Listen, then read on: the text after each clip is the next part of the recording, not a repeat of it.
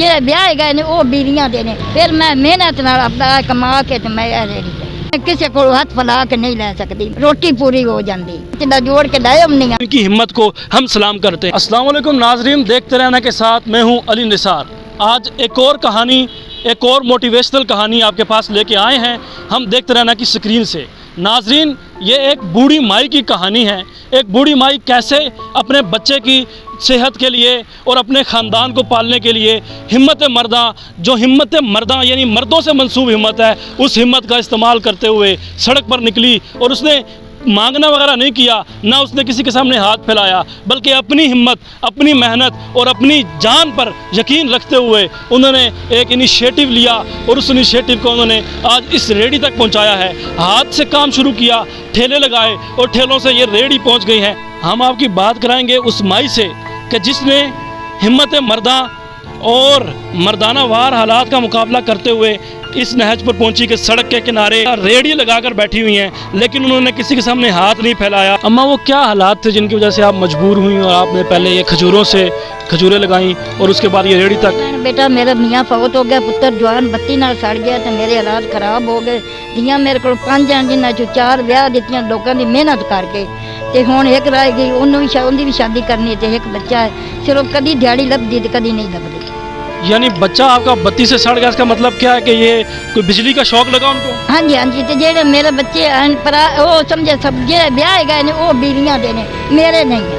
जो जब देना नहीं तो मैनू मैं उन्होंने के मेरे बच्चे। अच्छा, अम्मा ये कह रही हैं कि इनका एक जो बेटा है अभी, वो उनको कोई इलेक्ट्रिसिटी का शौक लगा, लिखाई का काम करता, पेंटर है। अच्छा, पेंटर थे तो उनको बिजली लगी, यानी कि उनको शौक लगा, उसके बाद से वो किसी काम के काबिल नहीं रहे।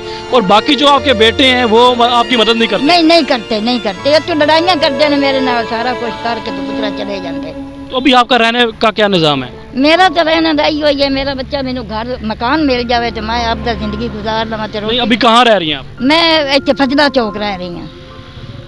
किसी मकान में? हाँ, किसी ने किराए ते मकान किराया ते लिया है। कितना किराया है? बेटा 4000 समझे 5000 मेरा 32 समेत गत्तियां हो जाता है।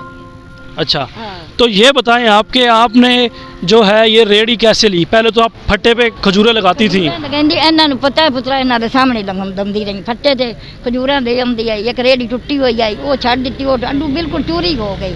वो किसी मैनू साहब ने टायर कटा के दिता तो वो भी बिल्कुल खत्म हुई वो मैं घर छड़ दिता।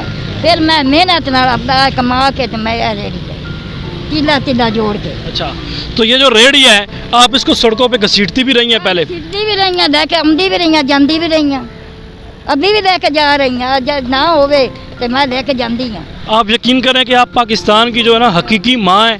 आप जैसी जो माएँ होती हैं उनकी वजह से कौमें बनती हैं। आपकी जो हिम्मत है, इस उम्र में कमज़ोर बाजुओं से आप ये रेडियाँ जो घसीटती हैं, अपनी मेहनत करती हैं, तो ये जो लोग मांगते हैं, ठीक है, तो आपने इस तरह का कोई अमल क्यों नहीं किया? नहीं पुत्रा, मैं आनी है, मैनू मेरा रब दे, मैं किसी को हाथ फैला के नहीं ले सकती, मेरा खुदा मैनू देगा, मैं अपने रब को मंगनी। यानी सिर्फ अल्लाह के आगे हाथ फैलाना है, किसी इंसान के आगे हाथ नहीं? नहीं, अल्लाह मैनू देगा, मैं अल्लाह तो मंगनी है, अल्लाह मैनू देगा तो मुँह दे हाथ। नाजरीन, ये होती है खुदी, जिसका जिक्र पिछले दिनों हमने बर्थडे मनाई है अल्लामा इकबाल की, उन्होंने जिक्र किया खुदी का बहुत सा। खुदी की हम बहुत सी किताबों में डेफिनेशन लिखी हुई देख लेते हैं। आज मैं उस डेफिनेशन की हकीकी तस्वीर जो खुदी है, इज़्ज़त नफ्स है, उसकी हकीकी तस्वीर, अमली ज़िंदगी की तस्वीर आपको दिखा रहा हूँ। ये अम्मा है, ठीक है, ये बेटा अपना हक हलाल दा कमानी है। मैं आनी मैं किसी का मैं कभी किसी को हक भर के नहीं देती, मेरा खुदा मैनू देगा, मैं हक हलाल दी कमा के खावा, मैं हराम दी ना करा।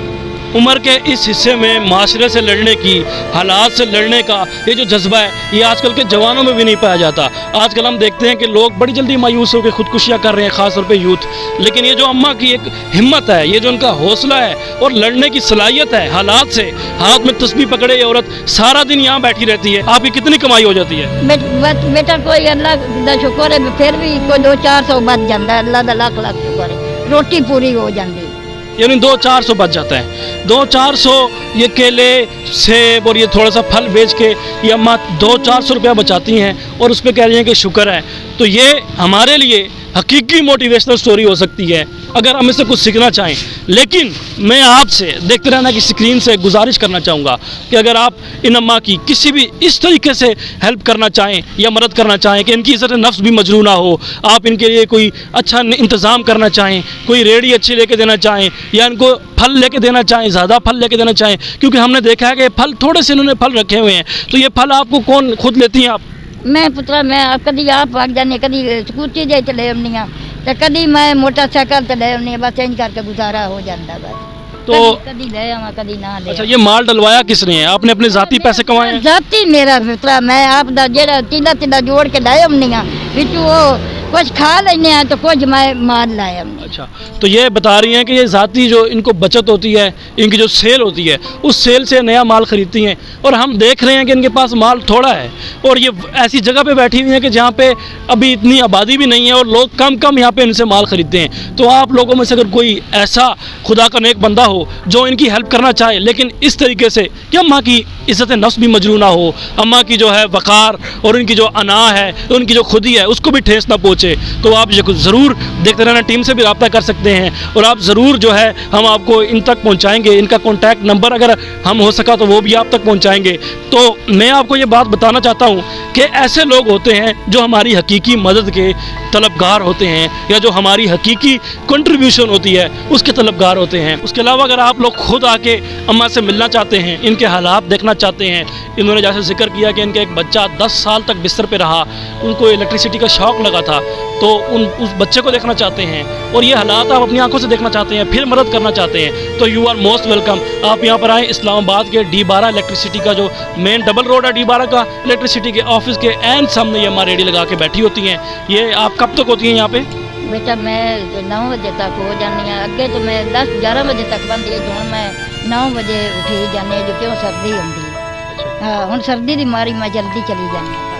جی یہ دیکھیں, کہہ رہی ہیں کہ ہم پہلے 10-12 بجے تک یہ گرمیوں میں بیٹھی رہتی تھیں, لیکن اب یہ 9 بجے تک بیٹھتی ہیں کیونکہ سردی ہوتی ہے.